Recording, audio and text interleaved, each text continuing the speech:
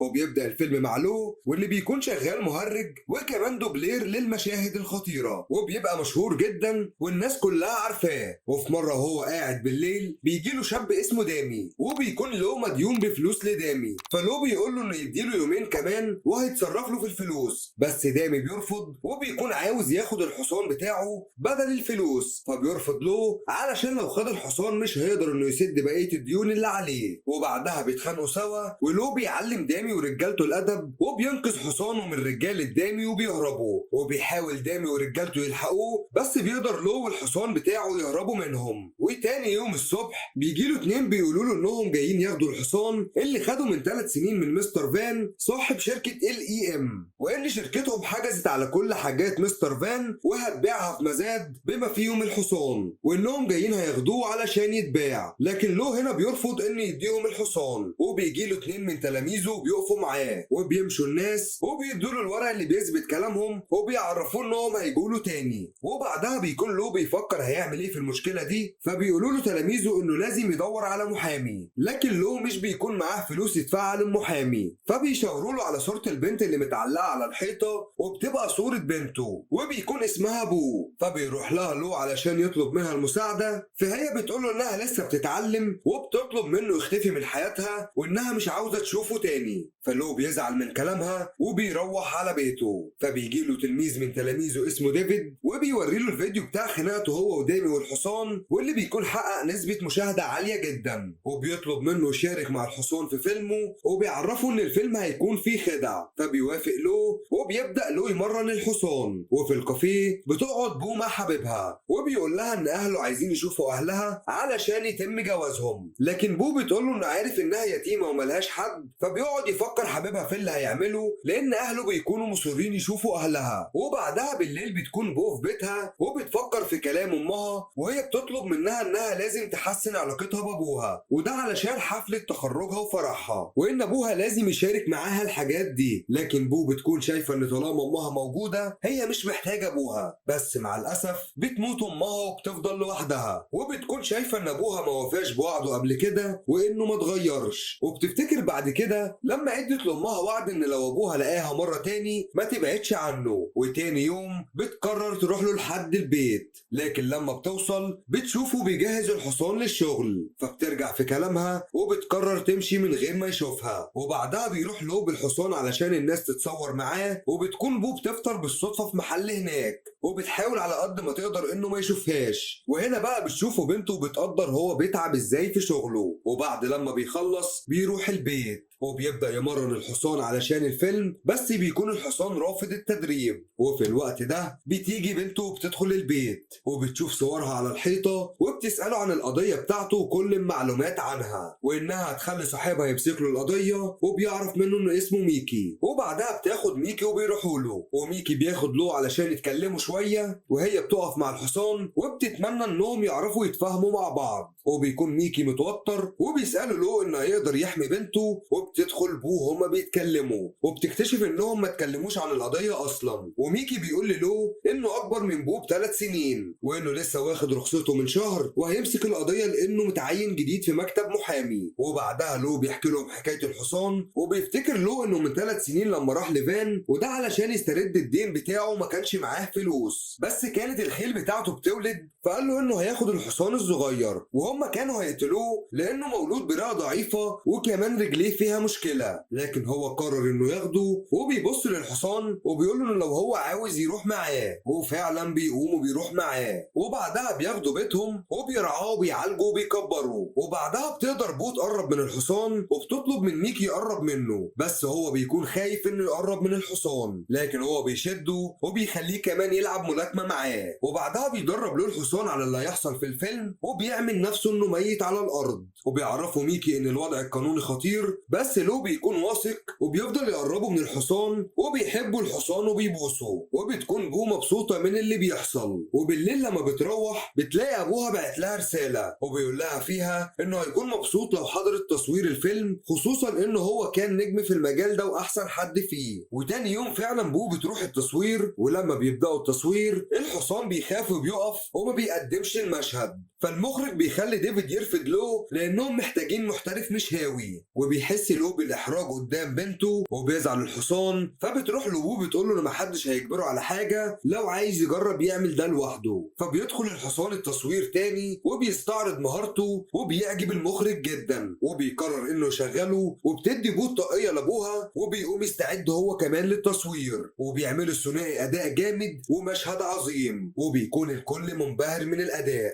وبتكون بو مبسوطة، وبيقول المخرج للمساعد بتاعه إن هو محتاجهم. وبعدها في البيت لو بيعلم بنته ركوب الخيل وبيكونوا مبسوطين جدا. وتاني يوم في التصوير بو بتطلب من أبوها إنه لازم يقرأ العقد كويس، وخصوصا لأنه ما بيفهمش في الحاجات دي، فبتقرر إنها تساعده وبتحضر معاه كل التصوير. وبتقدر بنته في النهاية إنها تخلي في العقد كل حقوقه وحقوق الحصان في كل حاجة، وبتكون دايما معاه في التصوير وبتساعده ومش بتسيبه. وفي يوم بعد التصوير لو بيتعور، ولما بيروح ما بيعرفش يحط كريم لنفسه، فبتقرر ان هي هتساعده. وفي تاني يوم بيكون لو بيدرب ميكي على القتال، وميكي بيقول له عن اللي وصل ليه في القضيه، وانه تواصل مع موظفين في شركه LEM بس ما وصلش منهم لاي حاجه، وان الحل الوحيد انهم يوصلوا لصاحب الحصان السابق. وبيقول ان الحصان كان ملكيه شخصيه ليه مش للشركه. وبيروح بعدها وبيقابله، وبيكون هو تشانج رئيس شركه فلاينج دراجون اللي بتجمع الخيول النادره في العالم، وبيعرض عليه 2 مليون مقابل الحصان، بس هو بيرفض. وبعد كده بيقول لتشانج المخرج انه رافض يبيع الفرس، وانه كان مملوك لشركه LEM وخسره، وانه معروض للمزاد، وبيطلب منه انه يوصل معاهم لاتفاق. وبعدها بيروح له وبنته البيت، وبيلاقوا نفس الاتنين اللي جوله قبل كده علشان ياخدوا الحصان، وبيكونوا عايزين ياخدوه ومعاهم امر تنفيذي من المحكمه. بس جو بتقول لهم انهم هيرفعوا دعوه مضاده، وبتقول لهم ما يجوش هنا تاني لان الحصان فعلا مش بتاعهم. وتاني يوم بيروحوا المحكمه، وبنته وميكي بتطمن ان الحصان مش هيتاخد منهم. وبعد كده في التصوير بيعترض له ان المسافه اللي هينط منها قليله جدا، وانه محتاج مسافه اكبر شويه، لكن مدير الموقع بيرفض لانهم اتكلفوا كتير علشان يعملوا الديكور. وبيبدا المدير يتخانق مع ابوه لانها بتكون السبب في المشكله، بس بعدها بيقرر له انه ينط علشان يوفي بكلمته، وان دي القاعده اللي قرر يحطها في عيلتهم النهارده. وبينط فعلا وبينجح الموضوع، وبتكون بنته فخوره بيه جدا، وبياخد بوه وبيروحوا علشان يتعشوا. وبالصدفه المكان اللي بيكونوا موجودين فيه بيكون فيه دامي ورجالته، وبوه بتتكلم مع ابوها وبتقول ان المشاهد اللي بيعملها للشباب، وان هو سنه كبير بس هو ما بيكونش عنده حاجه تاني بيعرف يعملها. وبيشوفهم دامي ساعتها وبيهددوا انه لو ما دفعش الدين دلوقتي هياخد بنته. ولما بيحاول يحط ايده عليها الحصان بيضربه، وبيبدا له انه يتخانق مع دامي ورجالته. وبعدها بيجي تلميذه وبيساعده، واول ما بيسمعوا صوت الشرطه بيهرب له بالحصان بسرعه. ولما بتركب مع ميكي بتكون زعلانه علشان ابوها، وبتقول له انهم مش اغراب بس عمرهم ما كانوا قريبين بسبب طلاق ابوها وامها من وهم صغيرين، وان هي شافت كل ده بعينيها. وبعدها في التصوير بيكون الحصان بيأدي كويس وبيكون له مبسوط منه. بعد كده في البيت بو بتزور ابوها وبتتخانق معاه علشان الحصان متعور. وبعد كده بيروحوا علشان يقابلوا اهل ميكي، وبيكونوا اهل ميكي اغنياء جدا وبيتصرفوا بطبيعتهم معاهم، وده الغريب بالنسبه لهم. بس ده بيخلي جو تقول لهم انها عارفه انه مش هيسيبوا انطباع كويس عندهم، وهو بيقول لهم بما ان هي قررت تديله فرصه فهيحاول يكون قد الفرصه دي دايما. وتاني يوم وهو في التصوير بيقول له للحصان انهم هيتغيروا، واول ما بيبداوا تصوير بيقع لهم على الحصان وبيغمى عليه. وبتروح بو بتدور في الورق على اللي ممكن يحتاجوه للقضيه، فبتلاقي انه عامل وصيه تامين تستفيد منها لما يموت.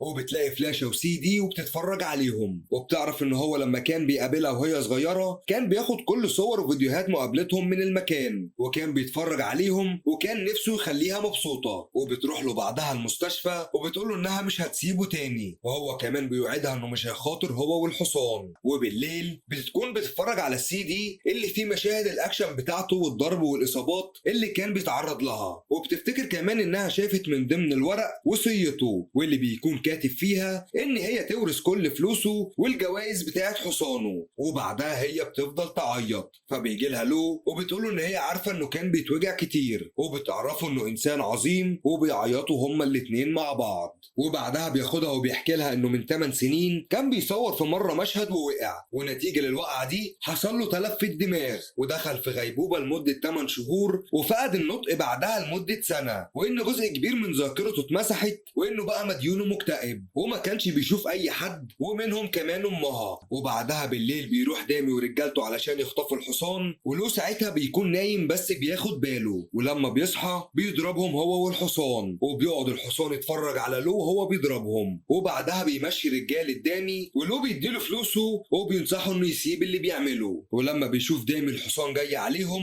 بيسيب الفلوس وبيقوم يجري. وتاني يوم يون بيروح للو وبيقعد يتكلم معاه وبيقوله ان هو صاحب الفضل عليه في كل اللي وصل له، وان لولاه ما كانش هيكون نجم مشهور. ويو بيقوله ان هو عايزه معاه في فيلم، وان ده وقت ظهوره وما ينفعش يفضل متداري تاني ولازم يظهر. لكن لو بيرفض لانه بيبقى عارف ومتاكد ان بنته هترفض العرض ده، بس بيفكر تاني في العرض بعد لما بيمشي يون، وبيتكلم بعدها مع الحصان وبيقول له انهم محتاجين الفرصه دي علشان يثبتوا موهبتهم. وبالليل بيبدا تدريبه، بس لما بتيجي بنته ميكي بيداري الادوات، وبيقولوا له انهم وصلوا لمالك الحصان وهو اسمه وانج وما كانش مالك الشركه، وبيفرح جدا هو وبيشكرهم. بس الحصان بيشيل الغطا من على الادوات وبتشوفهم بو، لكن هي بتشوف ان هو كده بيخالف وعد ليها وبتسيبه وبتمشي. وتاني يوم بيروح موقع التصوير وبيكونوا عايزين يربطوا الحصان وهو عليه، وان اللقطه دي بتكون فيك مش حقيقه، وبيحاولوا يظبطوها بالجرافيك. لكن لو بيرفض ده وبيقول ليون انه هيشتغل زي زمان، وان هو مش محتاج المعدات دي، وانه مش ممكن يصور موته. وبيروحوا يجهزوا وبيبداوا انهم يصوروا المشهد. وساعتها بيفتكر يوم ولادته الحصان، وبيفتكر كل لحظاتهم مع بعض وكم مره الحصان اتعرض للخطر. بيفتكر كلام بو بنته وانه المفروض ما يعرضش الحصان للخطر، فبيقرر في اخر لحظه انه ما ينطش ويقع من على ظهر الخيل. وبعدها بيروحوا وبيعتذر للمخرج وليون لانه هو مش هيقدر يعمل ده، وانه لازم يحافظ على الحصان، وبيسيبهم وبيمشي. وبعدها بيروح لبنته وبتفرح جدا انه ما خاطرش بحياتهم. وتاني يوم في المحكمه الخصم بيظبط الورق بتاعه وبيثبت ان الحصان اللي كان متنازل عنه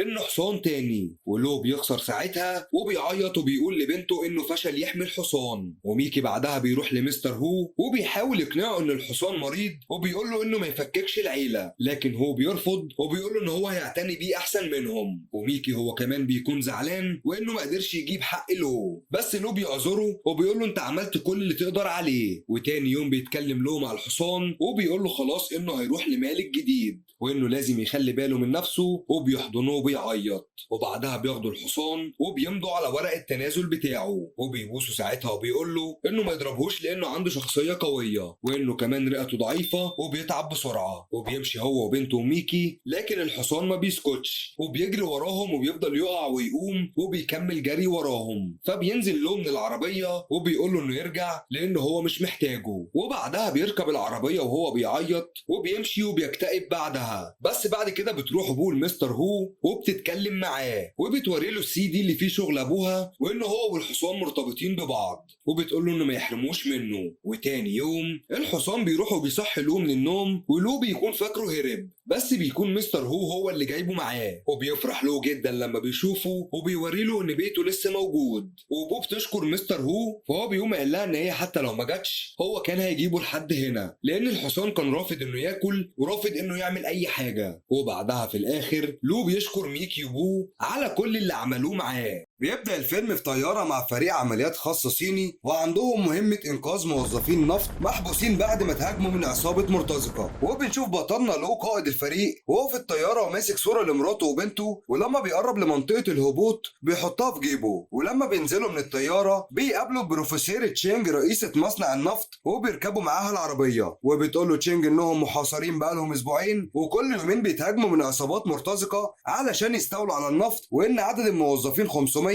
ولازم ينقلهم لمكان آمن. فلو بيطمنها وبيقول لها انه هيقوم باللازم. بعدها بنشوف واحد اسمه كريس بيقابل فريق مرتزقة وبياخد فلوس من اخوه هنري علشان يعمل له صيانة للعربية ويديله قطع غيار، وبيحاول هنري يقنعه انه ينضم ليهم في العملية، لكن سكوت بيرفض وبيحذره انه يواجه الفريق الصيني لانهم متدربين كويس. وبيرجع كريس للقرية بتاعته وبيلعب مع طفل هناك، وبتيجي عربية من مصنع النفط وبينزل منها واحد اسمه اوين وبيحاول يصلح الانابيب اللي بتضخ ميه للقريه لكنه بيفشل. وبيقول له كريس ان القريه بتعاني بسبب السدود اللي المصنع بناها، وان كده ممكن الاهالي تموت من العطش. وبيقول له اوين انه بيحاول يتكلم مع الإدارة لكن لازم يدبر $100,000 علشان يدفعهم رشاوي. بعدها لو بيقعد مع الفريق بتاعه وبيتفقوا على الخطة وبيطمن من حالة الطقس. وتاني يوم بيبدأوا التنفيذ وبيخلوا المكان وبيركب الموظفين وعائلاتهم الأتوبيسات. وبتركب المهندسة مي الأتوبيس بتاع لو وبنعرف إنها بنته وبنلاحظ إن العلاقة بينهم متوترة. ولو بيقول لها تقعد علشان الطريق طويل لكن بنته بترفض وبتقول له كويس إنه لسه فاكر إنها بنته. وبنشوف عامل رسم علامة على الأتوبيس من بره وبتبدأ المهمة والطيارات بتسبقهم علشان تأمن الطريق. وبتفضل الأتوبيسات ماشية في الصحراء لحد ما بتوصل لطريق الموت وتسمى كده علشان محدش قدر يعدي منه وفضل عايش. وبنشوف فيه عربيات متفجرة وألغام مزروعة في كل مكان لكن لو بيقرر يقتحم الطريق وبتنفجر العربيات من حواليه لكنه بيفضل مكمل. وبيحاول لو يتكلم مع بنته وبيقول لها إن هو هنا علشان يحميها ولما شاف اسمها في قائمة الإخلاء جه مخصوص علشانها. لكن بنته مش بتصدقه وبتقول له إنه جه علشان يبان بطل قدام الناس وإنه ساب أمها في المستشفى وهي عيانة وما جاش يزورها. ولو بيتأثر بكلامها وبيحاول يفهمها إنه كان في مهمة سرية والبلد كانت محتاجاه. لكن بنته مش بتقتنع بكلامه وبتقول له إنها مستحيل تسامحه. وبيقطع كلامه مع عاصفة رملية ولو بيستغرب لأنه اتأكد إن الطقس صافي قبل ما يبدأ المهمة. وفجأة بتقطع الإشارة مع الفريق بتاعه وبتظهر عربيات المرتزقة من وسط العاصفة وبتبدأ تهاجم الأتوبيسات وبيكون هدفهم يخطفوا الرئيسة والمهندسين. وبيقسموا نفسهم مجموعتين وبتبدأ أول عربية تهاجم الأتوبيس رقم 8 وبيستخدموا خطاف علشان يتعلقوا فيه. وبيطلعوا على سطح الأتوبيس وبيفجروا عربياتهم وبتخبط في الأتوبيس. بعدها بيخترقوه من الإزاز وبيجبروا كل الركاب إنهم ينبطحوا وبيسيطروا على الأتوبيس. بعدها المجموعة التانية بتهاجم الأتوبيس رقم 11 وبيحاولوا يسيطروا عليه لكن واحدة من الفريق الصيني بتحاول تمنعهم وبتفضل تتخانق معاهم لكن العصابة بترميها بره الأتوبيس وكانت هتموت لكنها نامت على الطريق والأتوبيس عدى من فوقيها. ولما بيخرج لو من العاصفة الرملية بيتصدم إن في أتوبيسات خرجت من المجموعة وبينزل على الطريق وبيجمع الفريق بتاعه وبيتصل بالطيارات علشان يرجعوا وبيأمر المساعد بتاعه يركب طيارة وبيطلب من بنته إنها تركب معاه طيارة علشان تساعده يلاقي الأتوبيسات لأنها شغالة في الصحراء وعارفة المخابئ اللي فيها. وهنا بتضطر بنته توافق وبتركب معاه. ولما بيرجعوا للعاصفة الرملية بيلاقوا هناك جهاز بمحركات نفاثة وبيعرفوا إن في حد اتسبب في العاصفة. ولو بيشوف عضو من فريقه على الطريق وبتقول له إن المرتزقين كانوا عاملين كمين وخطفوا الأتوبيس وبيأمرها ترجع للفريق. ولو بيتصل بالمساعد بتاعه وبيقول له يروح ناحية الشرق وهو هيروح ناحية الغرب. وبيفضل المساعد بتاعه يلف في الصحراء لحد ما بيشوف عربيات المرتزقة وبيقرب منهم لكنهم بيبدأوا يضربوا عليه بالأسلحة اللي معاهم. وبيتصل بلو وبيبلغه وبيضطر يدافع عن نفسه ويضرب عليهم هو كمان. وبالفعل بينجح انه يفجر عربية منهم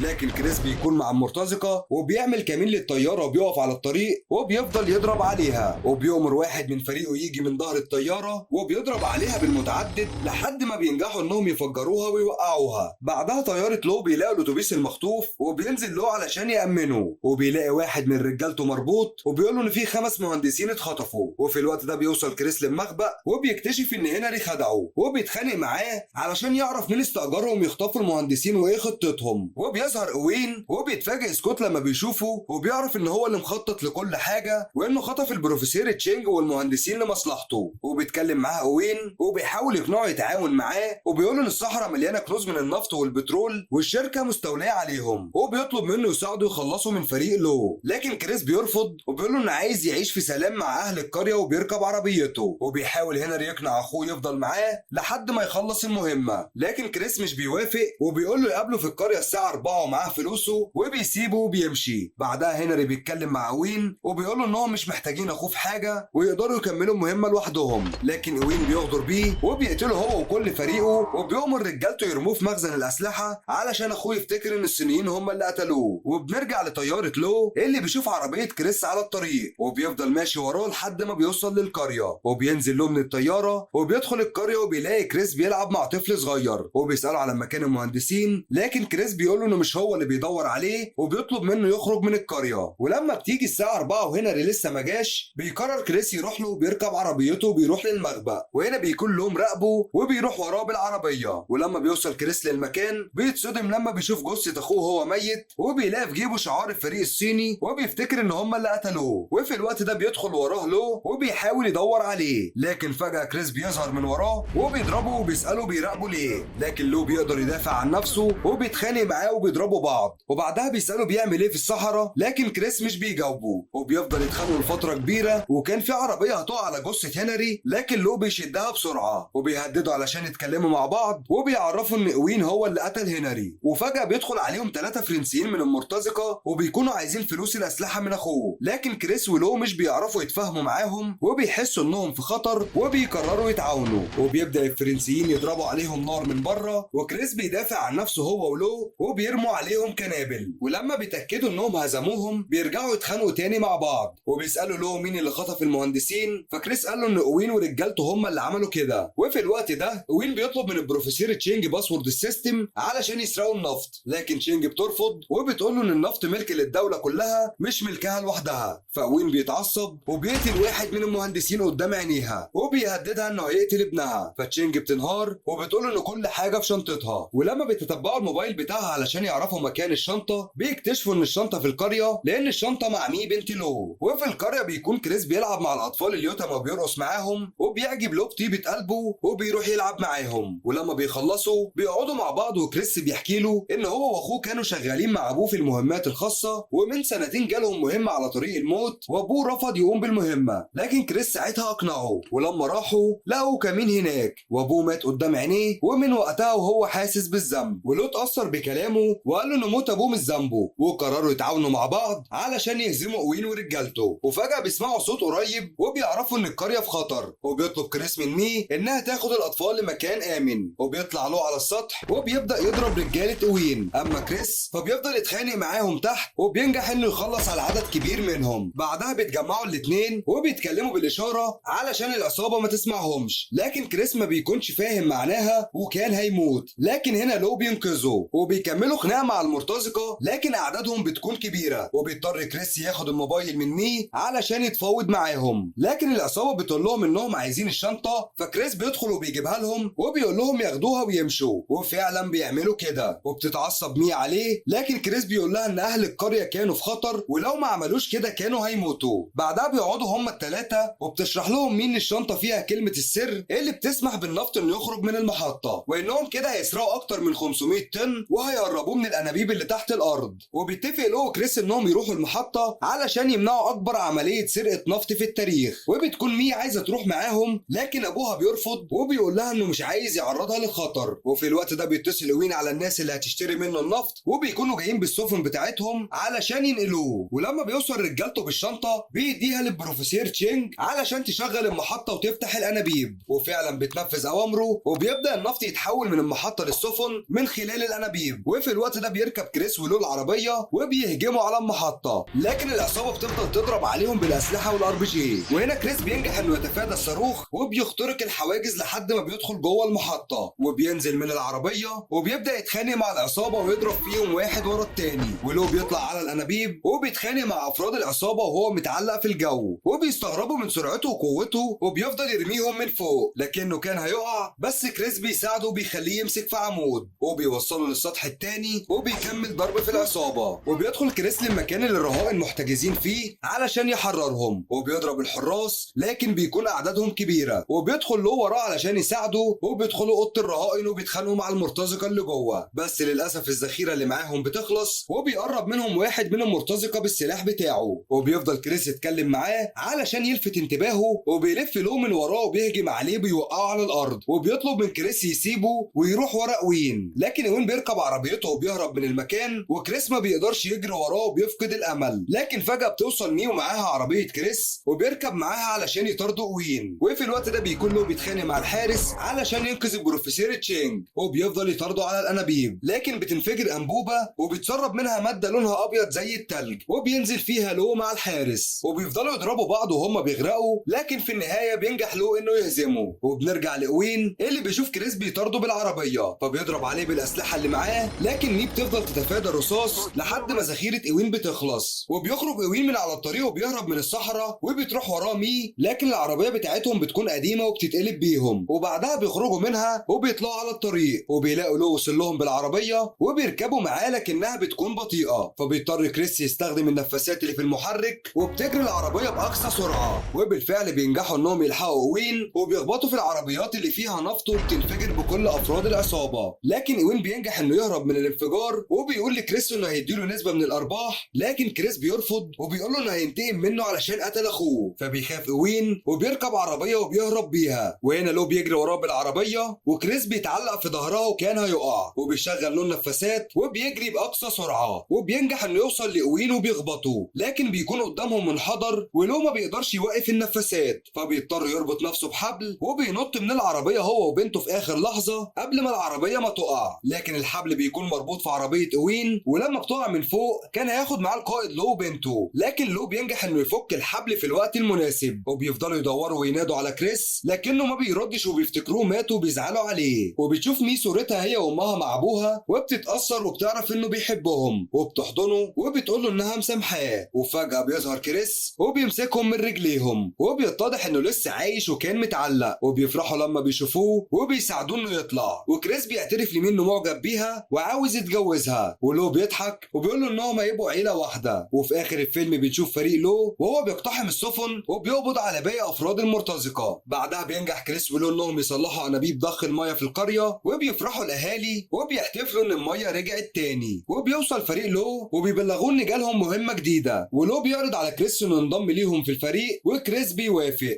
بيبدأ فيلمنا مع جاكي شان بشخصية شاب اسمه تومي، وهو بيقاتل مجموعة من رهبان الفنون القتالية داخل المعبد. هو بيستخدم كل مهاراته القتالية وبيحاول يتغلب عليهم. وفجأة بيصحى تومي من النوم وبيكتشف إن كل حاجة شافها كانت عبارة عن حلم. وطبعا تومي بيكون شاب غلبان جدا وضعيف، ده بالإضافة لأنه أبكم وما عندوش القدرة على الكلام، وده بيكون راجع بسبب إن أبوه اتقتل قدام عينه لما كان طفل. وقتها اتصدم جدا من الموقف وفقد قدرته على الكلام. وهنا تومي بيكون وسط التلاميذ في مدرسة شاولين للفنون القتالية، وبيرن الجرس وبتبدأ التلاميذ تستعد للشغل والتمرين العنيف والشاق. وفي بداية التمرين بيحضر المعلم بتاعهم وبيديهم جزم حديدية بتكون تقيلة في الوزن علشان يلبسوها، وبيقول لهم يملوا الجراد اللي معاهم من مية النهر ويطلعوا السلم ويفضوها في البرميل الكبير، وده بيكون تمرين على توازن الرجلين وقوة التحمل. وهنا التلاميذ بتبدأ تنفذ الأوامر وبيملوا الجراد اللي معاهم وبيطلعوا بيها. وتومي بيكون شاب ضعيف جدا وبيعافر علشان يشيل المية، وبيكون أضعف من زمايله وبيعاني جدا في التمرين. وهو بيطلع السلم جراد المية بتقع منه وبيقع هو كمان وراها، وهنا زمايله بيبدأوا يضحكوا عليه ويستهزئوا بيه. فتومي بيحس بالإحباط وبيروح قاعد عند النهر وبيبدأ يسرح ويفتكر الذكريات القديمة، ده لما أبوه اتقتل قدام عينه. وبيقرر يبقى مقاتل قوي وينتقم من الشخص اللي قتل أبوه. وهنا بتظهر معلمة الكونغ فو وبتبدأ تشجعه وبترفع من معنوياته وبتقول له علشان تبقى مقاتل قوي وتحقق أهدافك لازم تجتهد وتتعب، ومفيش حاجة بتيجي من غير إصرار وتعب. بعدها تومي بيتشجع وبيروح يكمل التمرين، لكن زمايله بيكونوا مالوا البرميل الخاص بيهم، اما البرميل بتاعه بيكون يا دوب اتملى نصه. هنا المعلم بيحضر وبيقول لتومي انك ما تنفعش تكون معانا ولازم تمشي حالا لانك مش مؤهل واتاخرت في انك تملى البرميل بتاعك. لكن تومي بيبدا يترجى المعلم بتاعه وده علشان يديله فرصه تانية ويكمل معاهم، فالمعلم بيوافق وبيروح تومي يجري علشان يكمل التمرين ويملى البرميل لحد الاخر. وبيطلب منه المعلم يقطع الالواح الخشبيه بالفاس وبيقعد يقطع فيها، وكل شويه بيطلع تمثال صغير من جيبه ويفضل يبص فيه. والتمثال ده كان واخده من ابوه قبل ما يموت، وبدا يفتكر ابوه لما اتقتل وهو طفل صغير، بس بعدها بيكمل تقطيع الخشب. وفجاه وهو قاعد مع نفسه بيدخل عليه معلم سكران بيمارس اسلوب السكير، وهنا المعلم بيبدا يكلمه ويهزر معاه. فتومي بيعجب باسلوبه وبيعرف انه معلم محترف في الكونغ فو، فبيطلب منه يعلمه الفنون القتاليه والاسلوب بتاعه. فبيرد عليه المعلم وبيقول له ان هو مش هيقدر يساعده او يعمل له اي حاجه.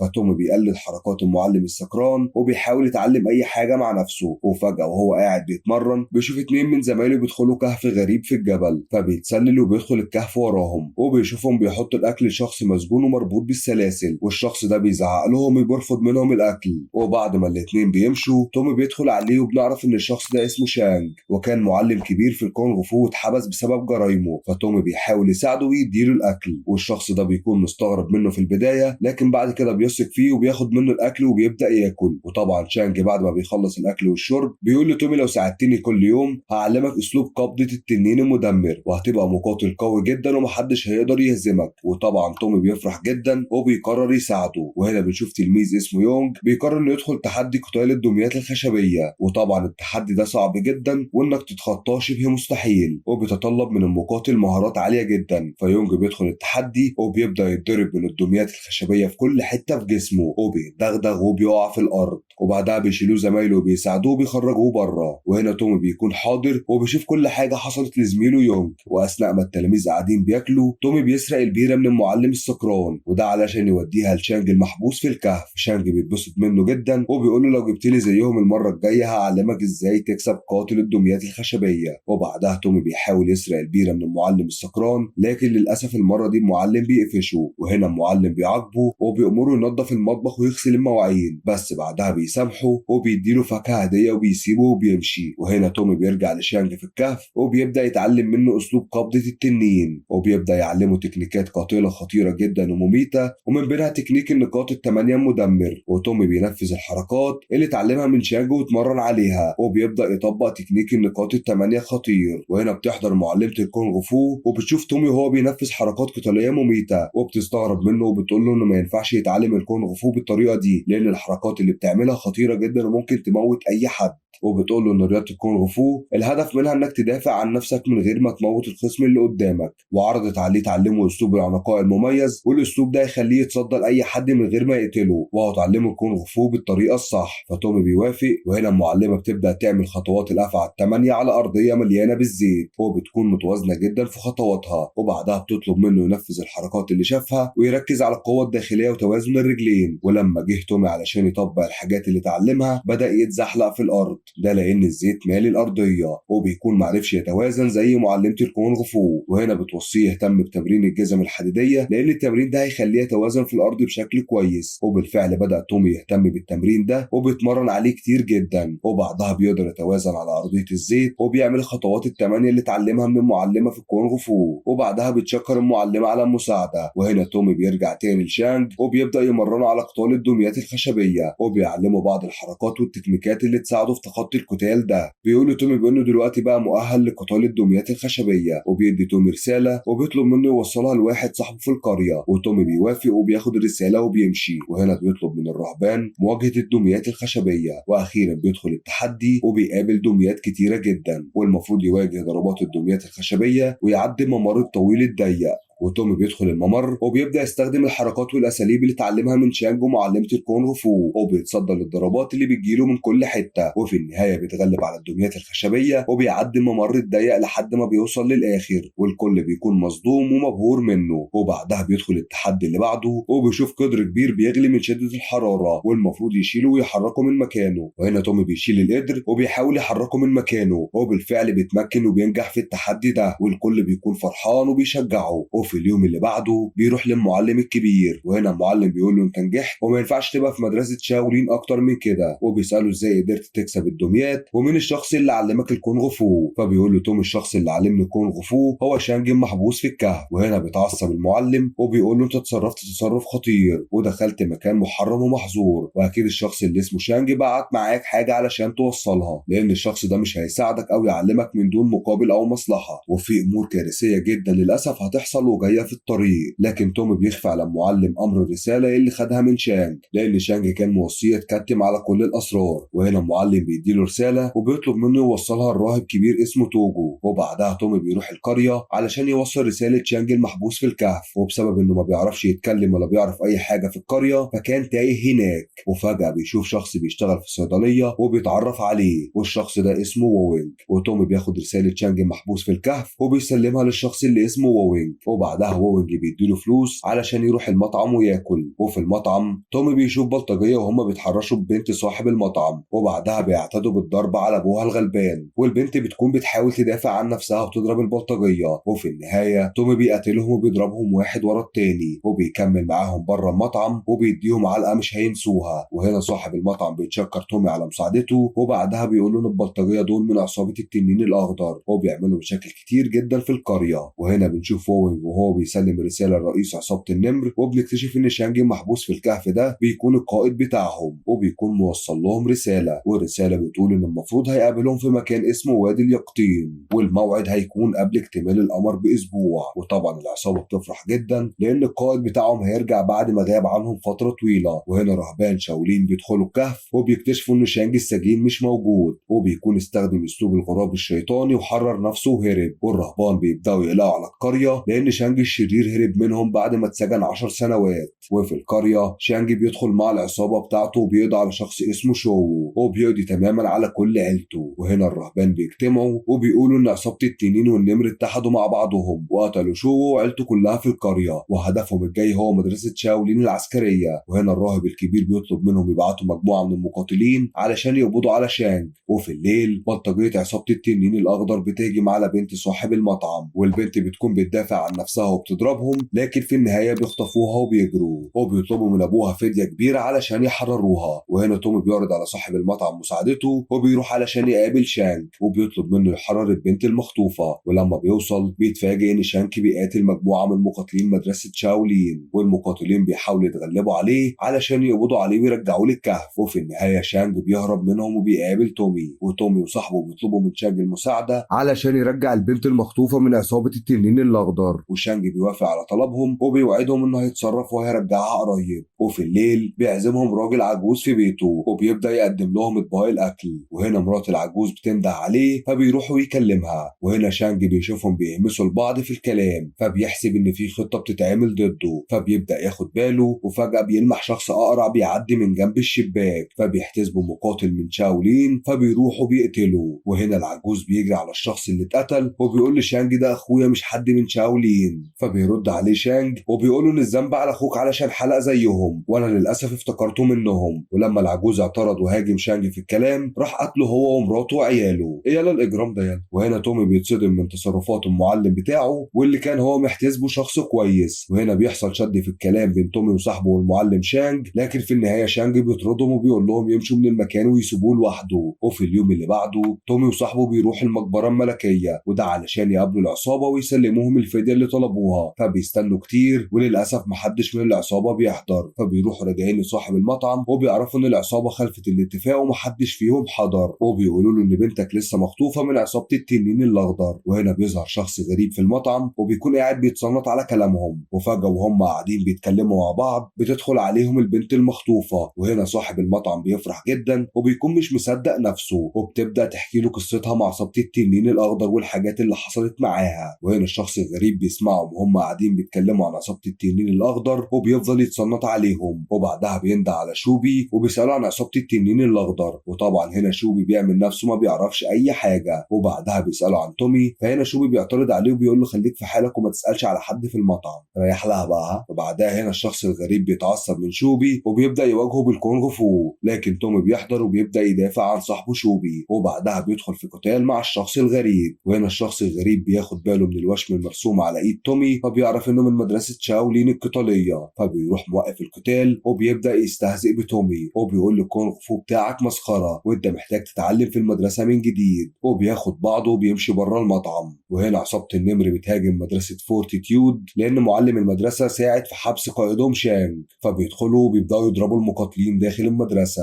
وبعدها بيخرج معلم المدرسة وهنا بيقابلوا شانج وبيدخلوا مع بعض في قتال عنيف جدا وبيستخدموا بعدها الأسلحة والقتال بيشتد بينهم. وفي النهاية شانج بيقتل معلم المدرسة وبيقضي عليه. وهنا تومي بيروح للكاهن الكبير وبيوصل له الرسالة، والكاهن بيقرأ الرسالة وبيقول له تومي ان المعلم بتاعك طلب مني ان اعيد تعليمك من جديد. وهنا بيحضر معلم الشاولين وبيطلب من الكاهن الكبير المساعدة وبيقول له ان شانج قتل 50 شخص وجي هو وعصابته علشان ينتقم من مدرسة الشاولين لانهم سجنوه 10 سنوات واحنا ما عندناش القوة الكافية علشان نواجهه، وبيطلب من الكاهن يساعده. فهنا الكاهن الكبير بيطلع كتاب سري للفنون القتالية وفي الكتاب ده اقوى الاساليب والاسرار القتالية اللي محدش يعرفها قبل كده، وبيطلب من معلم الشاولين يعلم تومي من الكتاب ده علشان يواجه شانج المجرم. وبالفعل تومي بيبدأ يتمرن ويتعلم من كتاب الاسرار وبيتعلم مهارات واساليب قوية جدا ممكن يتغلب بيها على اي حد. وبعدها بيجتمع الرهبان وبيكون معاهم المقاتلين علشان يواجهوا شانج وعصابته. وهنا بيحضر المعلم مين الشخص الغريب اللي قاتل تومي في المطعم وبيعتذر عن سوء الفهم اللي حصل وبيقول لهم ان هو جاي يساعدهم ويقاتل شانج معاهم. وفي اللحظة دي بيحضر شانج هو وعصابته وبيحصل قتال عنيف بين شانج والمعلم مين، وكل واحد فيهم بيستخدم الاسلوب الخاص بيه. وفي نص القتال تومي بيكتشف ان شانج هو الشخص اللي قتل ابوه، وطبعا بعد ما سمع الحقيقة من المعلم مين. وتومي بيتصدم جدا لأن المعلم اللي ساعده وعلمه قبضة التنين هو نفس الشخص اللي قتل أبوه. وهنا تومي بيوقف القتال وبيبدأ يكلم شانج وبيقول له أنا فضلت 10 سنين وأنا بدور على الشخص اللي قتل أبويا، ودلوقتي جت الفرصة علشان آخد طاري منك.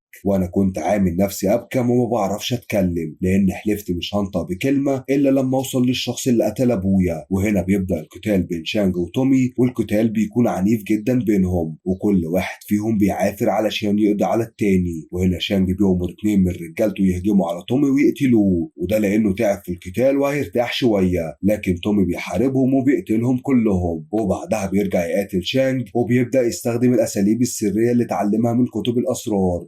المعركة بتستمر لفترة طويلة وفي النهاية بيتمكن من شانج وبتيجي الفرصة انه يقتله، لكن تومي بيروح سايبه ومش بيرضى يقتله لانه كان المعلم بتاعه. وبيبدأ تومي يطلب من شانج انه يتخلى عن الاعمال الشريرة ويوجه قوته وعلمه في الخير ويكون مدرب في مدرسة شاولين، وهو هينسى وهيسامحه على قتل ابوه. لكن شانج بيستغل طيبة تومي وبيغدر بيه، ولما بيمسك تومي علشان يقتله بضربة تومي بيهرب منها وبتيجي الضربة في شانج وبيقتل نفسه. وهنا تومي بياخد حقه من الشخص اللي قتل ابوه. بيبدأ الفيلم وبيظهر فيه جاكي شان بشخصية ووينج وجنبه والده المعلم بينج، وبيكون معاهم الخادم تسو، وبيكونوا مستنيين في محطة القطر وبيتكلموا بيهزروا مع بعض، وبيكونوا منتظرين القطر مع الناس وسط الزحمة علشان يرجعوا لبلدهم كانتون. وبيكون معاهم شنطة صفرة وبيكون فيها نبتة طبية وهي نبتة الجينسينج، وبيكونوا جابوها معاهم من الشمال الصيني، وكانوا بيفكروا في طريقة علشان يتهربوا من الضريبة المفروضة على نقل البضايع. وفجأة وسط الكلام والزحمة يحضر السفير البريطاني هو ومراته وسط الحراسة المشددة وبيعدي بين الناس، وبالصدفة بتقع شنطة من شنطة السفير البريطاني على الأرض. وهنا بوينج بيجري بسرعة وبيحط الصندوق الأصفر في شنطة السفير علشان يهرب من الضرايب. فبيطلع السفير البريطاني القطر وبعدها بيفتحوا البوابات وبتبدأ الناس تجري وتطلع القطر من الشبابيك والأبواب، وبيتمكن ووينج وأبوه معلم بينج والخادم إنهم يركبوا القطر. وبعدها بيطلب المعلم بينج نبتة الجينسينج ووينج والخادم بيلبي له الطلب، وبيتحركوا باتجاه عربة الشنط علشان يحضروا النبتة. وفي طريقهم بيوصلوا لعربة السفير، وهنا الحراسة طبعا بتمنعهم انهم يعدوا وبتجبرهم على الرجوع. وهنا وونج بيفتح قفص البط والحمام وبيبدأ يعمل فوضى في المكان، وده علشان يستغل الفوضى ويعدي من عربة السفير. وبالفعل بيقدر يعدي عربة السفير وبيوصل لمكان الشنطة، وفجأة بيتفاجئ بحرامي بيسرق الشنطة اللي فيها الصندوق الأصفر. وهنا الشنط بتتبدل مع بعض، ووونج بيلاقي شنطة شبه الشنطة اللي فيها نبتة الجينسينج وبيحسبها بتاعته، وبيجري بعدها ورا الحرامي علشان يجيبه وياخد منه الحاجة المسروقة. ولما القطر بيقف في محطة من المحطات علشان ينزل بعض الركاب بيدخل ووينج والحرامي في قتال عنيف، وبيحاول كل واحد فيهم انه يتمكن من التاني ويسيطر عليه. وهنا الحرامي بيكون متمرس جدا في الفنون القتالية، فبيبدأ ووينج يستخدم كل أساليبه القتالية ومن بينها أسلوب السكير يا أعزائي المشاهدين لو كنتوا فاكرينه في الفيلم اللي فات، ولكن بيفشل. وفي النهاية الحرامي فوق بيقنع ووينج ان هو من رجال المقاومة الشعبية وان هو مش حرامي، وان الشنطة اللي خدها من القطر فيها قطع أثرية مسروقة سرقها السفير البريطاني، وان هو بيحمل آثار من السرقة اللي بتحصل على ايد البريطانيين. وبعدها المهم القطر بيتحرك تاني ووينج بيجري ورا القطر علشان يلحقه، ومن حسن الحظ شخص بيساعده وبيطلعه القطر. ولما ووينج بيدخل القطر بيشوف الحراس بيفتشوا بين الناس علشان في حاجة مهمة جدا انسرقت من السفير البريطاني. وهنا ووينج بيكتشف ان الشنط اتبدلت وان العلبة اللي معاه جواها القطعة الأثرية مش نبتة الجينسينج، وبيتحط في ورطة كبيرة. ولما جم الحراس علشان يفتشوه ظهر شخص مجهول واقنع الحراس بانه ضابط متخفي في الجيش البريطاني وبيراقب ووينج، وقدر يقنعهم انهم يبعدوا عن ووينج من غير ما يفتشوه. ولما ووينج وابوه رجعوا البيت كانت الام مستنياه في البيت، وطبعا ووينج خبى واتكتم على كل حاجة حصلت معاه في القطر. وفي اليوم اللي بعده بيوصل السيد شان، وده بيكون صاحب المعلم بينج، وبيطلب منه نبتة الجينسينج. وهنا ووينج بيقع في مشكلة لأن الصندوق اللي فيه النبتة اتبدل مع صندوق القطعة الأثرية، فبيروح ووينج جايب نبتة من على أرض البيت على إنها نبتة الجينسينج وبيوديها للسيد شان، وبيطلب من والدته إنها تشغل وتشتت انتباه والده المعلم بينج وما يشوفش النبتة اللي هيسلمها للسيد شان. ولما ووينج سأل والدته عن مفعول النبتة ردت عليه وقالت إنها تعمل معاه مجرد دوخة بس مش أكتر، وإنها نبتة مش سامة. وبتنتقل بينا الأحداث لمصنع الحديد والصلب، وبنشوف مجموعة من العمال وبيدخل عليهم مدير جديد اسمه هنري، وكانت طباعه وحشة وبيتعامل بقسوة مع العمال وبيشتغل ضد بلده لصالح البريطانيين. ولما العمال اعترضوا عليه ووقفوا شغل ضربهم وكسرهم وأجبرهم على الشغل بالعافية. وفي اليوم اللي بعده بيروح ووينج السوق علشان يجيب طلبات البيت، فبيقابل بنت وبتعجب بأسلوبه القتالي وبتطلب منه إنه يعلمها. فبيظهر بياع السمك وبيبدأ يستهزأ بيه وبيتحداه بأسلوبه القتالي، وكان شايف إن أسلوب القتال الخاص بيه أقوى من أسلوب السكير اللي بيمارسه ووينج، وبيطلب من ووينج القتال قدام الناس. وبالفعل ووينج بيدخل القتال وبيدي بياع السمك درس مش هينساه طول حياته. ومن خلال الأحداث بنكتشف مجموعة من الضباط البريطانيين وهم بيتجسسوا على ووينج، وبيكونوا عارفين إن معاه الصندوق اللي فيه القطعة الأثرية المسروقة. وفي مرة من المرات كان ووينج بيتمشى مع والدته، فواحد من الضباط بيخطف شنطتها وبيجري، والخطة إنهم يستدرجوا ووينج ويتكاتروا عليه. ولما ووينج استرد شنطة والدته بيقابله هنري ومجموعة من الضباط المتخفيين، وبيبدأوا يحاصروه ويتكاتروا عليه من كل ناحية علشان يضربوه. وهنا والدته بتكلم صاحبتها في القصر وبياخدوا كل أزايز الخمرة وبيرموها لووينج، وده علشان يسكر ويستخدم أسلوب السكير ويقاتل بيه. وهنا ووينج بيبدأ يشرب وبيضرب الضباط بمهارة وبيهزمهم. وفي النهاية هنري وجماعته بعد ما اتضربوا جريوا من المكان. وفي اللحظة نفسها بيحضر والد ووينج وكان مش فاهم ايه اللي بيحصل، ومن كتر ما كان ووينج سكران طينة بدأ يقاتل ويشتبك مع ابوه، لكن ابوه صحاه وفوقه ووداه للبيت. وفي البيت بدأ المعلم بينج يعاقب ابنه ووينج، وده علشان المشاكل اللي عملها وانه شرب كتير وما خدش اذنه في القتال. وبتبدأ والدته تدافع عنه وبيحصل شد في الكلام بين المعلم بينج ومراته. وفجأة بتدخل عليهم مرات السيد شان اللي اخد منهم النبتة، وبتقول للمعلم بينج ان النبتة ما كانتش نبتة الجينسينج، والنبتة اللي خدها منهم السيد شان كانت نبتة سامة. وهنا المعلم بينج بيغضب على ووينج اكتر وبيعاقبه اكتر، وفي النهاية بيطرده من البيت. وبعدها بيقعد ووينج على القهوة وبيبدأ يسكر ويغني، وفجأة بيظهر هنري ومعاه رئيس الضباط وبيبدأوا يهاجموا ووينج بشراسة وبيضربوه. ولأن ووينج كان محبط من غضب والده عليه فما عرفش يقاوم أو يدافع عن نفسه واتضرب، وخدوا ووينج وعلقوا الضباط على باب القرية. وفي اليوم اللي بعده أبوه بيشوفه متعلق على باب القرية وبيطلب من مساعده ينزله ويوديه للبيت. وهنا ووينج بيقعد يعيط على كرامته اللي اتهانت، وبيخرج لوالده وبيطلب منه السماح على المشاكل اللي حصلت. وطبعا المعلم بينج بيقبل اعتذاره وبيسامحه على اللي حصل. وبالليل فو اللي هو الحرامي بيخبط عليهم باب البيت، والأم بتفتح له، وبعد مناوشات في الكلام بتدخل معاه في قتال، وبعدها بيظهر ووينج وبيقاتل معاها. وفي النهاية بيخرج المعلم بينج وبيقاتل فوه الحرامي، لكن في النهاية بيكتشف ان فوه من رجالة المقاومة الصينية الشرفاء وبيرحب بيه في بيته. وهنا فوه بيبدأ يشرح الحقيقة كاملة للمعلم بينج، وبيشرح له ان الصناديق اتبدلت وبيحكي له القصة كاملة اللي حصلت في القطر. وفي اليوم اللي بعده بيقعد فوه مع ووينج في قهوة وبيشرح له حقيقة القطعة الأثرية المسروقة، والقطعة عبارة عن ختم ملكي صيني، والسفير البريطاني كان عايز يهرب الختم ده من الصين لبريطانيا. ووينج بيشكر فوه على وطنيته وبيعتذر له على المشاكل اللي تسبب فيها. وفجأة وهم قاعدين بيتناقشوا بيهجم على القهوة عصابة كبيرة من المقاتلين وبيكونوا متأجرين من أتباع السفير البريطاني، وده علشان يقضوا على ووينج وفوه وياخدوا منهم الختم الملكي. وطبعا فوه ووينج بيدافعوا عن نفسهم بكل مهارة وقوة وذكاء وبيكملوا القتال بره القهوة. ولما فوه جه يهرب من المكان للأسف واحد من أتباع السفير البريطاني بيرفع المسدس وبيضرب عليه نار وبيوقعه على الأرض وبياخد الختم الملكي. وبيجتمع ووينج وبياع السمك علشان ينقذوا فوه، لكن للأسف بيموت وبيوصيهم إنهم يستردوا الأمانة المسروقة. وهنا ووينج وبياع السمك بيقرروا إنهم يرجعوا الختم الملكي المسروق، وبالليل بيعملوا خطة وبيتسللوا قصر السفير البريطاني وبيشتبكوا مع الضابط داخل القصر. وللأسف في النهاية خطتهم بتكون مكشوفة وبيتقبض عليهم من قوات السفير البريطاني، والسفير البريطاني بيأمر بحبسهم وتعذيبهم. وهنا جون بيقول للسفير البريطاني إن الصور اتبعتت لوالد ووينج، وده علشان يجبروه على بيع مدرسة الفنون القتالية. وبيقرر السفير إعدام ووينج وصاحبه لو المعلم بينج رفض البيع أو التنازل عن مدرسة الفنون القتالية. وهنا المعلم بينج بيتناقش مع مراته بخصوص المدرسة وبيكلمها عن أهمية المدرسة وقد إيه هي مهمة وإنها أرض أجداده، ولكن في النهاية بيقبل التنازل عن المدرسة لصالح السفير البريطاني، وده علشان يحرر ابنه ووينج. وبالفعل في اليوم اللي بعده بيتم الإفراج عن ووينج وصاحبه، ولما ووينج بيعرف إن أبوه باع المدرسة علشان يحرره بيبدأ يحس بندم وحزن شديد. وبتنتقل بينا الأحداث لمصنع الحديد والصلب، والعمال بيحملوا الصناديق علشان تتشحن لبريطانيا، وبيكتشفوا في الصناديق دي آثار صينية. فبيحاول واحد من العمال إنه يهرب بسرعة علشان يبلغ الناس اللي بره، ولكن الحراس بيمنعوه من الهروب. فبيجتمع عمال المصنع وبيساعدوه على الهروب، وبيروح يبلغ وونج وصاحبه بإن في سرقة بتحصل للآثار الصينية. وهنا وونج بيجمع الناس وبيعملوا ثورة قدام المصنع اعتراضا على سرقة الآثار. فبيحصل معركة كبيرة ما بين الثوار وعساكر الجيش البريطاني، وأثناء المعركة ما كانت شغالة بيدخل وونج المصنع علشان يرجع الآثار المسروقة. وفي البداية كده بيقابل مقاتل شكله شرس جدا وقوي، بيقدر إنه يتغلب عليه بعد مواجهة طويلة ما بينهم، وبيكمل إنه يدور في المصنع على الآثار الصينية المسروقة. وفجأة بيظهر هنري ومعاه رئيس الضباط، وبيطلب من القوات إنهم يقبضوا على وونج، ولكن وونج بيواجههم بكل قوة وذكاء وبيقدر يتغلب عليهم. وبيبدأ جون يرمي النار على وونج، ولكن وونج بيقدر يهرب منها، وبيقرر بعدها يشرب بنزين وينفخ النار على هنري ويحرقه، وكانت خطة فعالة. وبيدخل بعدها في قتال مع جون، وكانت رجله سريعة جدا وقوية في القتال. وتفاجئ وونج من مهارة جون القتالية، وفي نهاية القتال بيشرب وونج كمية من البنزين وبيسكر، وبيهاجم جون بغباء وعنف باستخدام اسلوب السكير القوي جدا والمميز بيه، وفعلا بيقدر يقضي عليه. وبعدها بيدخل وونج في غيبوبة من البنزين اللي شربه. وبعد فترة بيتم تكريم المعلم بينج من قائد الجيش الصيني، وده بسبب انجازات ابن وونج في انقاذ آثار الصين من السرقة. وطبعا وونج بيكون في المستشفى وبيكون بيتعالج من التسمم من البنزين اللي شربه. بيبدأ فيلمنا مع كيونج وهو واصل مطار امريكا، وبيكون جاي من الصين علشان يزور عمه اللي اسمه بيل. ولما عمه بيشوفه في المطار بيستقبله، بيكون فرحان بيه جدا. وبعدها عمه بياخده بالعربية علشان يروحوا على البيت، وعمه بيسأله عن اخبار الانجليزي. فكيونج بيقول له انه بيعرف يتكلم بس بسيط جدا، وانه مازال بيتعلم. وبعدها عمه بيقول له انه عايش في حي زابرونكس، وانه عنده سوبر ماركت خاص بيه هناك. وكيونج في الوقت ده كان بيتفرج على مدينة نيويورك وهو منبهر بيها جدا. وبعد كده بيوصل على البيت، وهناك كيونج بيفضل يتفرج على صور العيلة وبيسترجع ذكرياته. وعمه بيقول له يجهز علشان هيروح معاه المحل. وبعدها بيلاقي دمية الوينج شون الخشبية، وعمه كان مستخدمة شماعة هدوم، فبيبدأ انه يتدرب عليها شوية ويستعرض مهاراته القتالية. وهنا بنعرف انه شخص ماهر ومحترف جدا في الكونغ فو. ولما عمه وابنه داني بيشوفوه بيكونوا منبهرين بيه جدا. فبيل بيقول لداني ان ابن عمك كيونج يبقى اقوى مقاتل في مدينة هونج كونج. وبعدها بيوصلوا داني لاتوبيس المدرسة، وهناك كيونج بيدي لداني هدية. وبعدها بيل بياخد كيونج علشان يروح السوبر ماركت بتاعه. وفي الوقت ده السوبر ماركت كان بيتجدد علشان عمه بيفكر يبيعه. ولما بيدخل السوبر ماركت بيلاقي واحدة صينية، وبيكون فاكر ان دي خطيبة عمه بيل. فبيروح يسلم عليها وكان هيديها هدية، ولكن عمه بيلحقه وبيقوله ان دي مش خطيبته. وبعدها بتيجي خطيبة عمه اللي اسمها بيتني، وكيونج بيكون مستغرب جدا منها ومن تصرفاتها. وبعدها بتوصل واحدة اسمها إيلين ومعاها المحامي بتاعها، وإيلين كانت جاية علشان تشتري السوبر ماركت. فبيل بيستقبلهم وبيتكلم معاهم في مكتبه. وفي الوقت ده كيونج كان بيساعد العمال في السوبر ماركت، وبيروح عند المراية بتاعة المكتب وبيستعرض عضلاته. وما يعرفش في الوقت ده ان الضيوف اللي في المكتب شايفينه، وإيلين بتوافق انها تشتري المكان من عمه. وبعدها كيونج بيجي لعمه وبيقول له ان في شخص اسمه ستيفان عاوزه، وستيفان كان جاي البيل علشان يسلفه عربيته لان دي هتكون عربية الفرح. وبعدها بيعزم إيلين والمحامي على فرحه.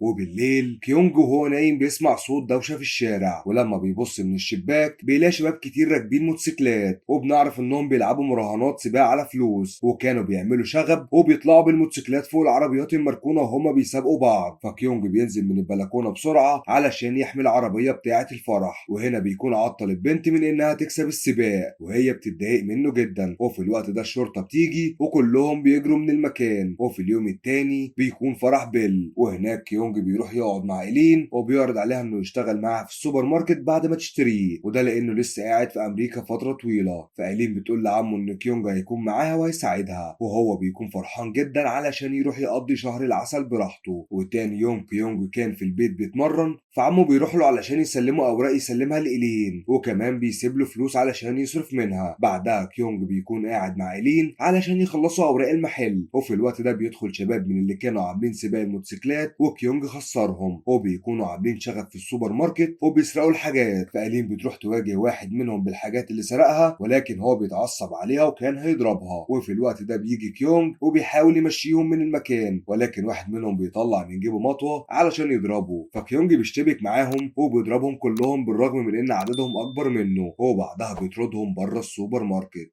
ولما بينتهي اليوم بيقفل السوبر ماركت مع إيلين وبيودعها وبيمشي على البيت. وهو في طريقه بيلاحظ إن في عصابة بيخطفوا واحدة، فهو بيروح على طول علشان يدافع عنها. والعصابة لما بيشوفوه بيجروا من المكان، ولما بيقرب من البنت بتضربه. وهنا كيونج بيعرف إن ده كمين، وبعدها أفراد العصابة بيطلعوا عليه وهو بيقدر بكل جدارة إنه يدافع عن نفسه ويضربهم. وهو في الوقت ده كان بيحاول يهرب، ولكن العصابة بتمسكه وكلهم كانوا بيرموا عليه إزاز علشان يعوروه. وفي الوقت ده بيقع على الأرض وبيتصاب إصابات خطيرة في جسمه. ولكن من حسن حظه إن العصابة في الوقت ده بيتخانقوا مع بعض وبيمشوا من المكان. وفي الوقت ده البنت اللي اسمها نانسي بتوصل البيت، وبنعرف إنها تبقى بنت بيل عم كيونج، ولكن هما الاتنين مش بيكونوا عارفين بعض. ونانسي بتسأل داني عن اللعبة اللي معاه، وهو بيقول لها ان كيونج اللي جابها له، وبيعرفها ان ابن عمهم وصل من يومين، ولكن هي ما كانتش موجودة في البيت وبتكون بره طول الوقت. وفي الوقت ده نانسي بتشوف كيونج لما بيرجع البيت وبتكون خايفة منه، وداني بيقول لها ان ده كيونج ابن عمنا يا ستي. وتاني يوم كيونج بيصحى وبيلاقي داني بيلعب على الدمية، وداني بيقوم قايل له ان نانسي عملت لك الفطار يا عمنا ونزلت راحت المدرسة. قشطة يابا. فكيونج لحد دلوقتي هو بيكون ما شافش بنت عمه وما يعرفهاش اصلا، فبيقوم نازل بسرعة علشان يروح السوبر ماركت، وده علشان يقول لإيلين ان العقد ضاع منه وهو بيتخانق مع العصابة. واثناء ما هو في الشارع العصابة بتطارده مرة تاني، وكيونج بيكون بيحاول يهرب منهم بأي طريقة، وبتفضل العصابة تطارده لوقت طويل لحد ما بيحاصروه من كل ناحية. ولكن هو بينط على المبنى التاني علشان محدش يعرف يمسكه. بعد كده بنشوف زعيم عصابة اسمه تايجر، وكان في الوقت ده بيخلص في صفقة ألماظ. وبعدها بنعرف ان توني رئيس العصابة يبقى البوي فريند بتاع نانسي. وفي الوقت ده بتحصل حادثة والعربيات كلها بتخبط في بعض، ومن ضمنهم العربية اللي كان بيتم فيها الصفقة. وكيونجي وداني في الوقت ده كانوا في المكان، وأفراد العصابة بيروحوا علشان يسرقوا الفلوس والألماظ من العربية، ولكن عصابة تانية بتظهر وبتضرب عليهم نار. وواحد اسمه أنجولو بياخد شنطة الألماظ وبيهرب بيها، وكيونج بياخد داني وبيجري بيه علشان يستخبوا. وفي الوقت ده أنجولو بيخبي الألماظ في الكرسي المتحرك بتاع داني، وبعدها كيونج بياخد الكرسي المتحرك. بس في الوقت ده الشرطة بتوصل وبتقبض على كل العصابة. وبعد كده كيونج بياخد داني وبيروح بيه على البيت. وفي الوقت ده داني بينده على نانسي علشان تسلم على كيونج، ولكن هي بتكون خايفة انه يشوفها. وفي الوقت ده كيونج بيركب مخدة جديدة لكرسي داني وبيشيل القديمة. بتعمل ايه يا عم انت؟ وبعدها داني بيفضل يشكر في اخته علشان هي اللي جابت له المخدة، وكان بيحاول كتير انه يداري عليها، وده علشان يحسن صورتها قدام كيونج. فهي في الوقت ده بتطلع لداني علشان تشكره وتبقى جنبه لانه صعب عليها. ولما كيونج بيشوفها مش بيتكلم قدام داني وبيسكت علشان ما يزعلوش. والمخدة اللي فيها الألماظ بتكون على الأرض وهم مش عارفين إيه اللي فيها. وبعدها بنشوف الشرطة وهم بيحققوا مع عصابة النمر الأبيض، ولكن مش بيكون في أدلة فبيفرجوا عنهم. وبالليل إنجولو بيروح لبيت كيونج علشان ياخد الألماظ اللي في المخدة، والعصابة التانية بيكونوا موجودين في نفس المكان علشان بيدوروا على الألماظ هم كمان. ولما كيونج بيقابلهم واحد بيقول له إنهم شرطة، وهو بيقول لهم هو موجود هنا علشان ده بيته. والشخص اللي قدامه بيديله كارت وبيقول له لو لقيت أي حاجة كلمنا على طول. وبعدها كيونج بيروح مالها ليلي، وبنعرف ان نانسي بتشتغل هناك، وطبعا كل افراد العصابة بيكونوا موجودين هناك. ولما بيشوفوه هناك وهو قاعد مع نانسي بيجروا وراه علشان يضربوه. وفي الوقت ده بيهرب على موتوسيكل مع نانسي، وبعدها بيقعدوا في مكانه ويتكلموا شوية، وبنعرف ان هما الاتنين علاقتهم بدأت تتطور بسرعة. وفي اليوم اللي بعده العصابة بتروح السوبر ماركت وبتدمره، وإيلين بتكون لوحدها ومش عارفة تتصرف. وفي الوقت ده كمان كيونج ونانسي وداني كانوا بيتفسحوا، وواحد من العصابة بيوقع داني وبياخد المخدة من على الكرسي، ولما مش بيلاقي الألماس فيها بيسيبها وبيمشي. وعصابة النمر الأسود كانوا خاطفين 2 من عصابة توني، وده علشان يعترفوا ويقولوا على المكان اللي فيه الألماس. ولما مش بيعترفوا بيحطوا واحد منهم جوه المفرمة. وبعد كده كيونج بيرجع لإيلين على المحل وبيلاقيه اتدمر خالص، وبتكون إيلين في الوقت ده ندمانة إنها اشترت المحل، وبتكون ندمانة كمان إنها وثقت فيه. وبعدها نانسي بتاخد كيونج وبيروحوا لتوني، وكيونج كان رايح وناوي على الشر علشان ياخد حقه. وهنا هو وتوني بيقاتلوا مع بعض، وطبعا كيونج بيقدر انه يهزم توني ويضربه. وبعدها كيونج بيقول لهم ان انتوا كان في ايديكم تكونوا احسن من كده، ولكن انتوا اللي اخترتوا تعيشوا بالشكل ده. وبعدها واحد من الاتنين اللي اتخطفوا بيدخل المكان وبيكون معاه جثة صاحبه في اكياس، وبيقول لهم ان عصابة النمر الابيض لو ما عرفوش مكان الالماظ هيقتلونا كلنا. ونانسي بتقول لكيونج ان صديقها اتقتل، وكيونج بيقول لهم انه هيكلم الاف بي اي علشان يساعدوهم، وفعلا بيكلمهم وبييجوا المكان. ولكن دول بيكونوا العصابة اللي ادوا الكارت لكيونج قبل كده، وبيكون انجولو موجود في المكان. وطبعا انجولو بيكون عارف ان دي العصابة، ولكن هم بيجبروه ان يعترف على مكان الالماظ، فهو بيكون تحت ضغط فبيعترف وبيقول لهم على المكان. وهنا كيونج بيروح معاهم علشان يوصلهم للمكان اللي فيه الالماظ. ولما بيدخلوا البيت بيضربوا داني وبيفضلوا يدوروا في كل مكان لحد ما كيونج بيلمح المخدة القديمة اللي كانت على الكرسي، ولكن بيحس ان حد سرق منها الالماظ، فبيبدأ انه يشتبك مع افراد العصابة ويضربهم، وبعد كده بيكتفهم وبيلاقي الالماظ اللي كله بيدور عليه. ولما زعيم العصابة بيتصل كيونج بيرد عليه وبيقول له ان الالماظ معاه وانه لازم يحرر اصدقائه علشان يرجع له الالماظ. وبعدها بياخد داني وبيهربوا على مكان امن. وفي الوقت ده العصابة كانت بتضرب تومي وكانوا بيسألوه على مكان كيونج، فهو بيقول لهم انه صاحب السوبر ماركت. وفي الوقت ده كيونج بيروح على السوبر ماركت علشان يبلغ إلين باللي حصل، وبنعرف انه كان معاه الالماس في الوقت ده. وفي الوقت ده العصابة بيروحوا على المحل علشان يكسروه ويدمروه. وبعدها زعيم العصابة بيكلم كيونج وبيقول له على المكان اللي هيسلموا فيه الالماس ويستلم اصدقائه. وفي الوقت ده كيونج بيعرف البوليس بكل حاجة وبيخلوه يركب جهاز لتسجيل الصوت. ولما بيقابلهم بيشكوا انه متفق مع الشرطة، فبيبلغوا الزعيم بتاعهم وهو بيأمرهم انهم يفتشوه، فبياخدوه على مكان علشان يفتشوه بالقوة. وهناك بيلاقي المايك اللي كان مخبيه في راسه، وطبعا بيبلغوا الزعيم بتاعهم ان الولد ده بيتعاون مع الشرطة، فهو بيقول لهم يقتلوه ومش مهم الالماظ. وكيونج في الوقت ده بيهرب منهم بسرعة. وفي الوقت ده الشرطة بتيجي وبتهجم عليهم، ولكن هم بياخدوا مركب وبيهربوا، وكيونج بيجري وراهم علشان يلحقهم. وفي نفس الوقت الشرطة كانت بتجري وراهم لحد ما المركب بتطلع من المية وبتمشي في الشوارع. وكيونج بياخد عربية من الشارع وبيحاول يعطل المركب، وبعدها كيونج بيمسكهم وبيقول لهم يعترفوا على مكان زعيم العصابة. وفي الوقت ده نانسي واصدقائها بيهربوا من العصابة ويرجعوا، وكلهم بيركبوا العوامة مع كيونج وبيروحوا عند زعيم العصابة وبيجروا وراه بالعوامة لحد ما بيدوسوا عليه. وهنا بيكونوا فرحانين جدا انهم انتقموا من زعيم العصابة. وبكده فيلمنا بيخلص. اتمنى تكونوا استمتعتوا. سلام.